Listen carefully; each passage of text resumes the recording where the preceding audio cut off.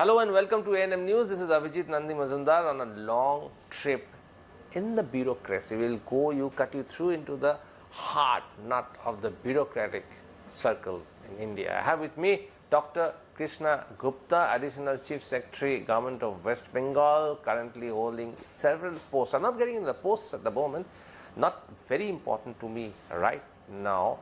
Welcome to A&M News, Dr. Gupta. Good afternoon. And very, very good day to you. Thank you. To make it a little easy and smooth, you have had a very long innings as a bureaucrat, and I guess both the center and the state.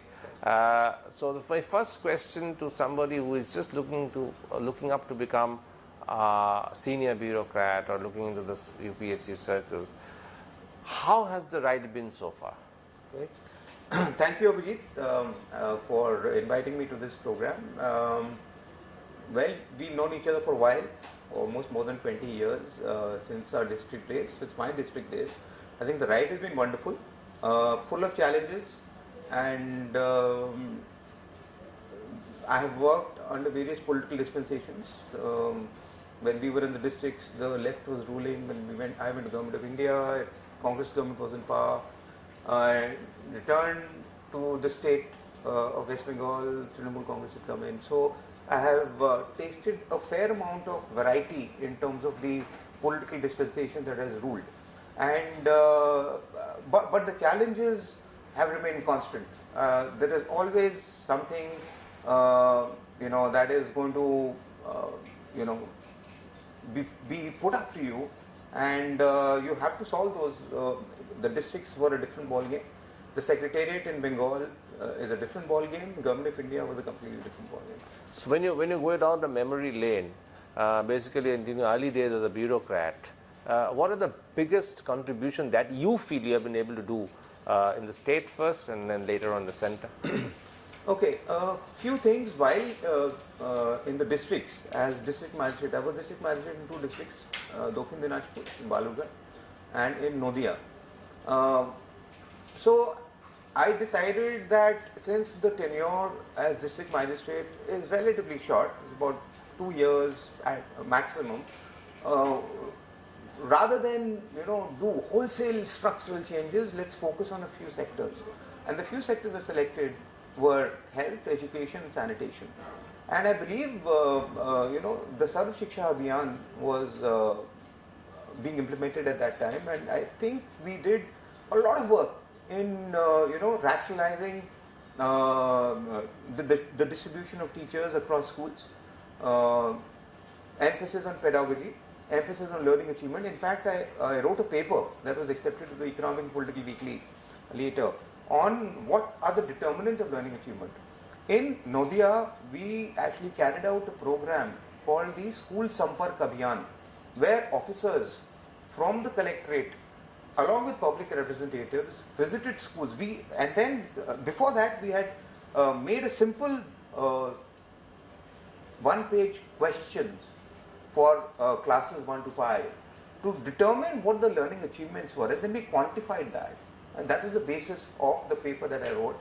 And we found that the main determinants of learning achievement were teacher training, the quality of teachers, and rather than physical infrastructure, so that was something that we then I fed into my work when I became the project director of Sarv Shiksha Abhiyan at the state level.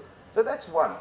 The second big contribution, I think, was when I was CMD of the West Bengal Power Development Corporation, where when I joined, it was floundering. The whole corporation, the whole organization was floundering. There were the whole engineering manpower was looking for, a vision, what the objectives were. So what I think I did was I got in a lot of technical expertise from NTPC in terms of our operations and maintenance, and we focused a lot on operations and maintenance. I myself visited all the 5 power plants, 5 sites which had many power plants, and I used to get my hands dirty with the coal management, getting into the boilers, getting into the mills, how the coal is getting crushed, getting into the mills, and then getting heated in the boilers. That was hugely challenging, and I also got in new projects. I was the one who negotiated with BHEL the first 500 megawatt unit in Bengal. So our operations and maintenance performance shot up. Even today, I think the record for the PLF, plant load factor, was achieved when I was there. Well, huge experience, both in terms of the operations and maintenance, and also getting the new power plants in place. And before I end, two more experiences I will share, and then hand over the mic to you, or the floor to you. The next was as a managing director WBIDC. The whole global summit, the investor summit, was begun when I was there, with a lot of cooperation from other departments, and with a lot of help and also mentorship from Dr. Amit Mitra, who was then the industry minister.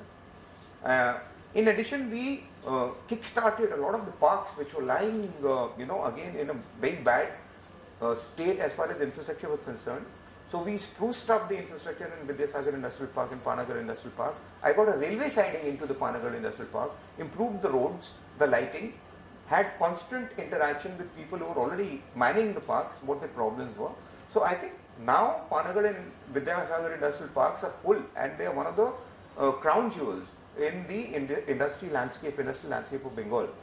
And before I end, Government of India, fantastic experience when I was India's representative to the permanent mission of India to the WTO at Geneva, and another completely different experience where we were negotiating trade deals at a multilateral level with 100 plus other countries, and it's a huge challenge. When we were tabling proposals, we were building teams, building coalitions, countering those that were not really on our side. Getting India's interests on the table, pushing them, and getting others to commit to them. So huge experience. I was there from 2006 to 2010. In short, that's what. Yeah, that's quite a huge rainbow of experiences that you had. But for a new aspirant who is just joining the services, what about the political interference when you are there as in the district? Because this is a part and parcel of your job as a district minister to take in and coerce these kind of pressure. Right. So how do you used to kind of handle them? See, political interference is a fact of life for a bureaucrat. You cannot deny that doesn't exist. Whatever be the political dispensation. The way to handle it is to be fairly clear and about the legal framework, about the rules and regulations that are on the table, and have a dialogue, keep talking, and pick up the phone and talk. A lot of times we just let things go, we don't communicate. I found that the political leadership can be very, very receptive to reasoning, to logical reasoning. Sometimes they're not. Then you find ways how to sort of get around the issue or get around the problem. But mostly they are very receptive to what you have to tell them, and I think it's best to bat straight with a straight bat and tell them as it is, what the problems is, what the consequences will be. Do you advocate striking a balance or confrontation? Neither. There is no point getting into a confrontation. For example, in the public, if there is a leader who is saying, "Ami bole dilam, I have done this, I have got this," there is no point confronting him in the public.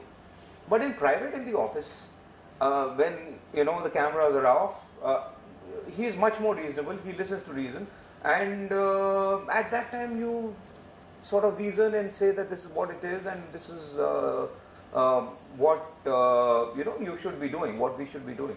I know things have become more challenging. I know people don't want to hear no, and a lot of us in our fraternity are actually going through the echo effect. They are echoing what they would like. They are echoing what a political leader wants to hear. But I think it's not a good idea falling into that trap early on. you'll continue to do that all your life in that case. But as a civil servant, it's your duty to put on the table what the right thing is, what the legal thing is, what the rules and regulations are, and if necessary, you can always change the rules and regulations if there is a huge public interest involved.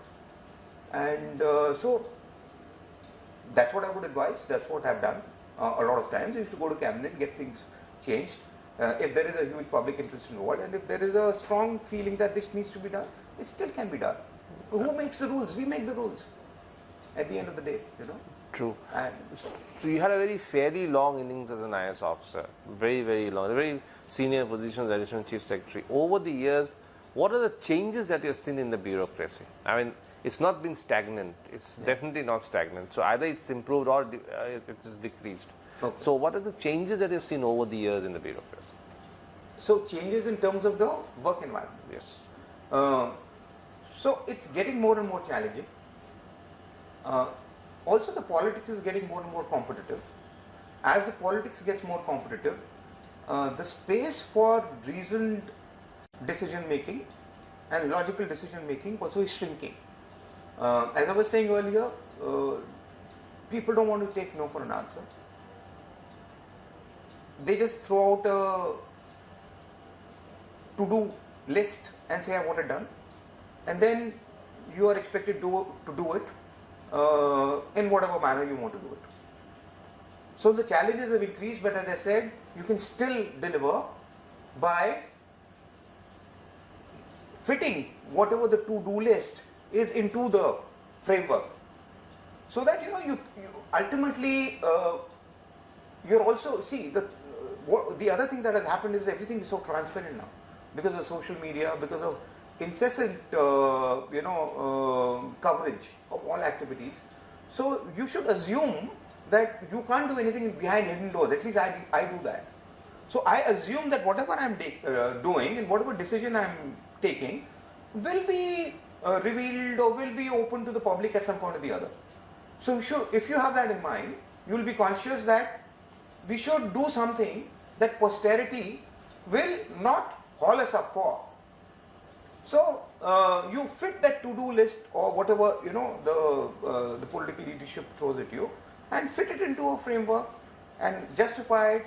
Take all the clearances that are necessary. Get the financial advisor on board, the legal advisor on board, have it vetted, and then go through with either a cabinet note or an executive decision or whatever it is. You are pushing forward a check and balance system, or more checks and balances. But then, for over the years, corruption has always been a part and parcel of every political campaign, wherever we have seen it. And corruption in the bureaucracy has always been highlighted. So what is your feeling on that? See, there are all kinds of people in the bureaucracy. Corruption has existed ever since there have been rulers, and ever since historically, and ever since the power has vested in the bureaucracy or in political leaders. But at the same time, at least since the British times, in the British times the ICS was known for its integrity.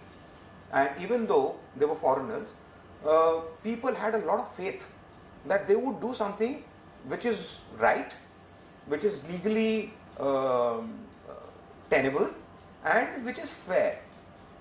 If you remember, whatever, we've read all those district gazetteers and we've read a lot of accounts, and the general impression is that the ICS was a generally fair kind of thing. This continued even post-independence, and somewhere in the mid-70s, when this whole idea of committed bureaucracy came along, committed judiciary came along, things started to sort of go haywire. But even then, there were upright civil servants who would show the mirror to the political leadership, and I think we are the better for them. Even today, both at the state and the central level, you will find a lot of such officers. In fact, at the central government level, most people who get empaneled as secretary go through a rigorous process of vetting, and only then get empaneled. And integrity is one of the issues that is constantly questioned, that whether, and if more often than not, officer with impeccable integrity would go through and get empaneled. But then do you feel, I just want to cut you here, do you feel that loyalty is more important today than integrity? It is becoming increasingly important. There's no doubt about it. The challenge again for the bureaucracy is to balance the two. Okay, you need not be corrupt. See, loyalty is not, should not be. It can be to programs and policies. It should not be to or to the constitution or the law. Loyalty should be towards that. And I think there can be the same thing if you are loyal to the constitution, to the law, to the program and policies of the ruling dispensation. I don't think there should be any conflict then with the loyalty to a particular political dispensation or to a leader or so. If you're doing your work, you're delivering on their programs and policies, I think that's fine. But then loyalty to the political dispensation is getting more relevance these days. See, a lot of things are happening. I think there is a lot of misinformation flowing from the bottom to the top. There is a lot of gatekeeping happening. So, sometimes a lot of information that goes up is not correct. And therefore this whole, so the point is, the general thing is that he is loyal, he is not loyal, so he must be doing something wrong which hurts us. Not always true. If you are loyal to the policies and programs, I'm repeating, if the policies and programs are being delivered in the right, fair manner, it's to the advantage of the political leadership and dispensation. So there need not be a conflict. And I think there should be a more open, transparent information flow towards the top leadership as compared to what is happening now. Today. Do you have any regrets in life? As a bureaucrat? As a bureaucrat. Well, no regrets, but I wish I could have gone to Government of India a couple of years back at the additional secretary level, and I would have been sitting pretty with with a nice, promising career, and perhaps been doing something more to my liking, to my skill set, more aligned to my skill set. So that is perhaps one regret, that I don't control it. I have no control over it. And lastly, what's your advice to an up-and-coming bureaucrat? To the youngsters who are going to be in the districts, do your job well.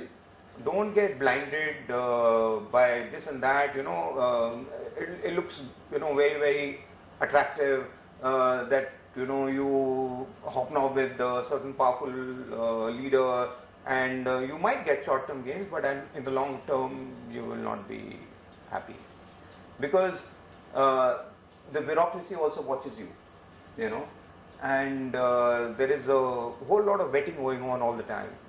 So do your job, play the straight bat, deliver, work hard and deliver. I think that's what will hold you in good stead. So your advice is to work hard and deliver, and ensure that you play with your straight bats. Yes, always. Otherwise, one day or the other, if you go for short-term gain, in the long term, you'll definitely land yourself into trouble. Yeah. Thank you very much for talking to us, Dr. Krishna Gupta. That was Dr. Krishna Gupta talking to us and sharing his rich experience that he has garnered over the years. A very candid conversation, and I thank him very much for that. Keep watching A&M News, and we'll come up with more such interviews in future.